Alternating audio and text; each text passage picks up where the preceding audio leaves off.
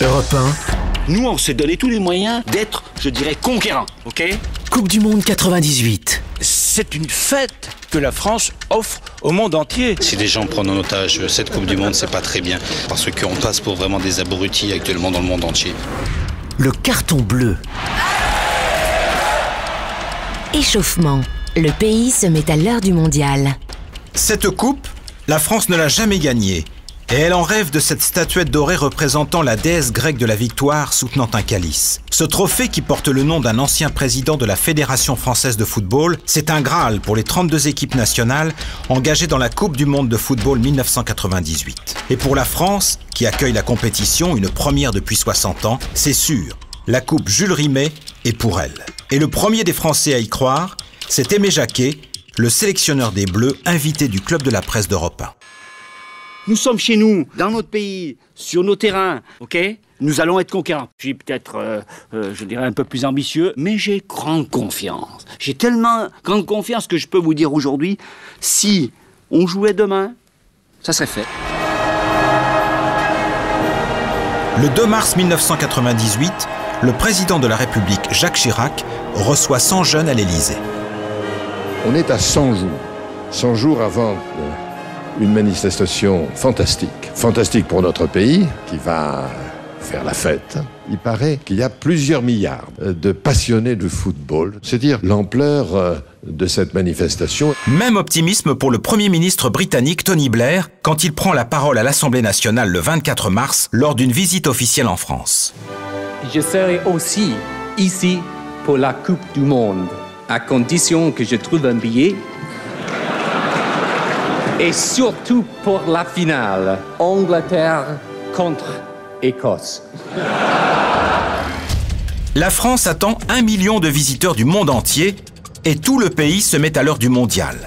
Sur Europe 1, les reportages se multiplient dans les journaux. Le ballon rond est à la mode cette année et du coup, la tendance fait école. Pour être à la page, La Poste lance le timbre rond, une première européenne en l'honneur de la Coupe du Monde de foot. Ce timbre de 3 francs sera tiré à plus de 60 millions d'exemplaires. Oubliez le CAC 40 et le Financial Times. Dans les salles de marché, on lit maintenant l'équipe et on spécule sur Ronaldo. Depuis plusieurs semaines, en effet, il existe un marché parallèle à la Bourse de Paris et les traders misent sur les résultats du mondial. J'ai vendu de la France à 4 contre 1 que j'ai racheté à 7 contre 1. Quelqu'un n'était pas trop au courant à payer 4 contre 1 alors que ça vaut plutôt 6-7. C'est-à-dire qu'en fait, pour 100 francs misés sur la France, on peut gagner 6 ou 700 francs si elle gagne la Coupe du Monde. Les grands restaurants craignent d'être désertés les soirs de match et organisent la contre-attaque. Nous, restaurant 3 Gros à Roanne, nous avons 2 sites à proximité qui sont Lyon et Saint-Étienne. Donc on va vraiment baigner au cœur de ces matchs. Nous allons offrir aux dames qui vont être laissées pour compte pendant cette Coupe du Monde, qui voudront se faire plaisir dans notre maison. Pour 4 repas, la 4e personne sera offerte. Vous ne craignez pas d'être dépassé par la demande ?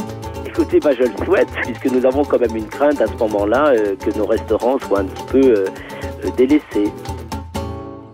Dans les hôtels, on prend des cours de portugais pour accueillir les Brésiliens venus supporter leur équipe, la Seleção, grande favorite du mondial.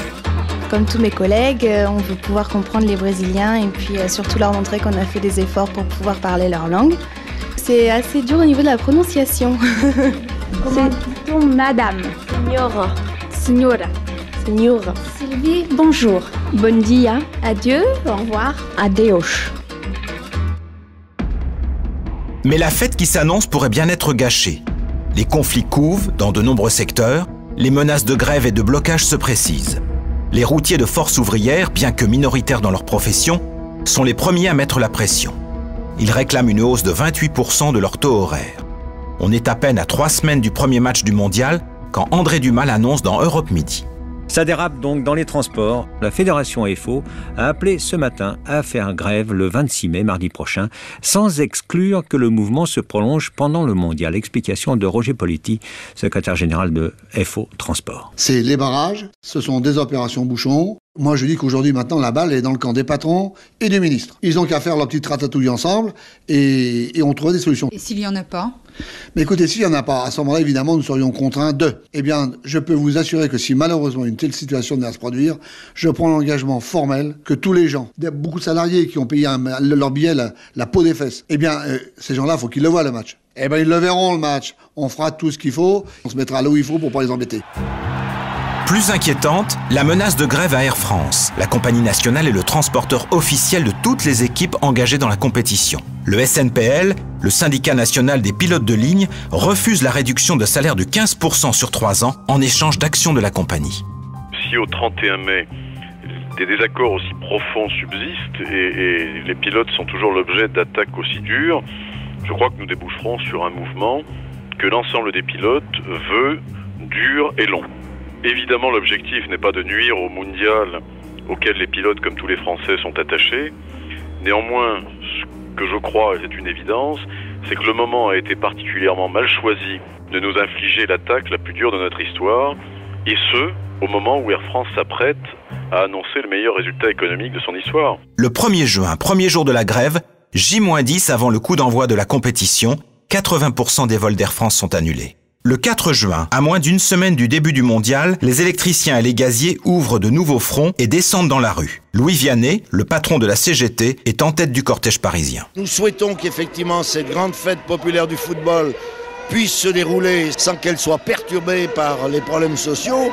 Pour autant, on ne met pas les revendications sous l'étouffoir. Invité de Jean-Pierre Elkabbach sur Europe 1, le médiateur de la République, Bernard Stasi, ne décolère pas. C'est une fête que la France offre au monde entier, que l'on attend avec beaucoup d'impatience. Je crois que tout ce qui pourrait gâcher cette fête serait un crime de la France contre cet esprit universel que nous voulons au contraire favoriser. Chez les organisateurs, la colère gronde aussi. Michel Platini, coprésident du comité d'organisation du mondial. Si des gens prennent en otage cette Coupe du Monde, c'est pas très bien, parce qu'on passe pour vraiment des abrutis actuellement dans le monde entier. Toutes les télévisions font 20 minutes, actuellement pas sur la future fête de la Coupe du Monde, mais sur tous les problèmes de grève qui auront en France. Il y a la menace des grèves et une autre menace, celle des attentats. Le plan Vigipirate est renforcé. À l'Assemblée nationale, le ministre de l'Intérieur, Jean-Pierre Chevènement, en dit plus sur les moyens déployés. Des dispositions ont été prévues pour assurer la sécurité générale au niveau des sites, notamment en coopération avec les polices étrangères. Je pense en particulier au problème du hooliganisme. Sécurité des stades à l'intérieur, c'est la responsabilité du COFO, du comité d'organisation français. Aux abords des stades, c'est la responsabilité de la police et de la gendarmerie qui sont naturellement habilités à intervenir à l'intérieur en cas de besoin pour que les précautions soient prises sans qu'il y ait naturellement une psychose. Et le football dans tout ça. La presse est plutôt sceptique quant aux chances des Bleus, quand elle n'est pas critique, comme le quotidien L'Équipe qui s'interroge sur les chances de l'équipe de France et sur les choix d'Aimé Jacquet. Le sélectionneur est directement mis en cause par Jérôme Bureau, le directeur de la rédaction du quotidien sportif, lors des derniers matchs préparatoires et de la publication de la liste des 22. Là où nous attendons depuis des mois un leader qui donne un vrai souffle, nous n'avons eu droit une fois encore qu'à un brave type qui ne fait que soupirer. Dans sa liste des 22 joueurs dévoilée le 23 mai, Aimé Jacquet n'a pas retenu Sabri Lamouchi, Ibrahim Ba et surtout Nicolas Anelka.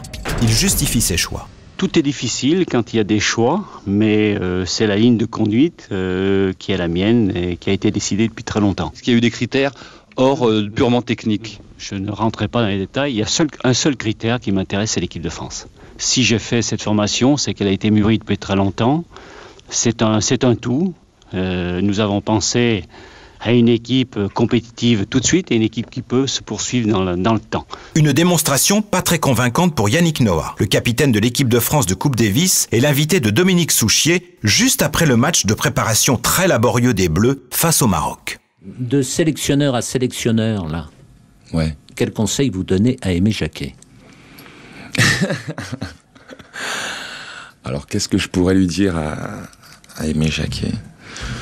De nous expliquer un petit peu mieux, quoi. Parce que je comprends pas tout, moi. Moi, je suis spectateur, j'adore le foot, je comprends pas tout. Et je pense que ça serait bien qu'il nous explique un peu mieux comment il choisit, pourquoi il va par-ci, pourquoi il fait ça, pourquoi il prend tel ou tel choix. Et j'espère qu'en tout cas que lui il le sait, quoi. J'espère qu'il sait ce qu'il fait.